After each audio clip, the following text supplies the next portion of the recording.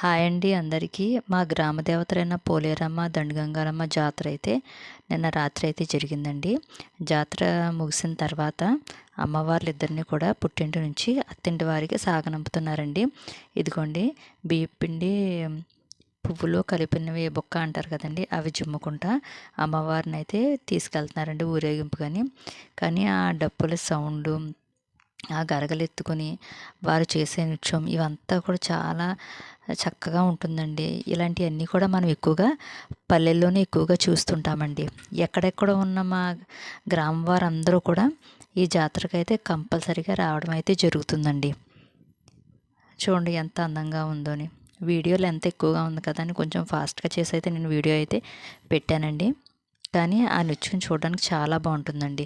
చూడండి అమ్మవారు వెళ్ళిన తర్వాత ఆ రోడ్డు అంతా చూడండి ఎలా ఉందో, పూల వర్షం కురిసిందేమో అన్నట్లుగా ఉంది కదండి. ఈ వీడియో నచ్చితే ఒక